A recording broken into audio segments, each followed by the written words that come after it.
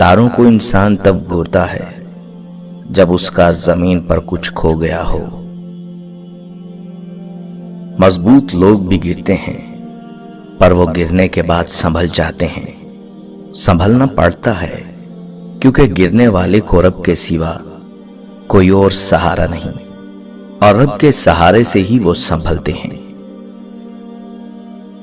کوشش کے باوجود بھی ہم کچھ لوگوں کے لیے پتھر نہیں بن پاتے، مگر اس کوشش میں ہم ارد گرد کے باقی لوگوں سے بیزار ہو جاتے ہیں۔ اعتبار توڑنے والے کی یہی سزا کافی ہے کہ اس کو زندگی بھر کے لیے خاموشی تحفے میں دے دی جائے۔ مکمل صرف کہانیاں ہوتی ہیں، محبتیں ہمیشہ ادھوری رہ جاتی ہیں۔ اختلاف رائے بالکل کیجیے، لیکن اپنی زبان کے گھوڑے کو تمیز کی لگام ضرور ڈالیے۔ بدکا ہوا گھوڑا ہمیشہ زمین پر پٹکتا ہے۔ ہم حادثاتی طور پر لوگوں سے نہیں ملتے، ہمیشہ ایک وجہ ہوتی ہے، ایک سبق ہوتا ہے، یا پھر ایک نعمت ہوتی ہے۔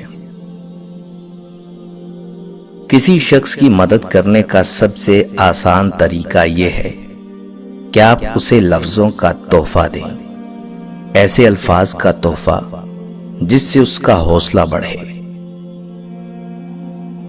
ہاتھ پکڑنے اور تھامنے میں بہت فرق ہوتا ہے۔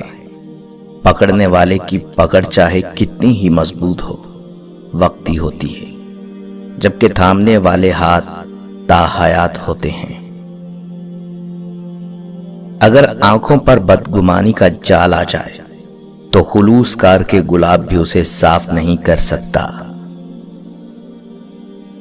دولت اور رتبہ ملنے سے انسان بدلتا نہیں، بلکہ اس کا اصلی چہرہ سامنے آتا ہے۔ اگر لڑنا ہی ہے تو اپنے کڑوے برتاؤ سے لڑو جو کسی کو بھی آپ کا ہونے نہیں دیتا۔ انسان کے آنسو اس وقت مقدس ہوتے ہیں جب وہ کسی اور کے دکھ اور تکلیف کو محسوس کر کے نکلیں۔ خوبصورت چہرہ بھی بوڑھا ہو جاتا ہے اور پرکشش جسم بھی ایک دن ڈھل جاتا ہے، لیکن ایک اچھا انسان ہمیشہ اچھا انسان ہی رہتا ہے۔ رشتے ضرورت کے ہوں تو کبھی ساتھ نہیں دیتے، اور جذبات کے ہوں تو کبھی ساتھ نہیں چھوڑتے۔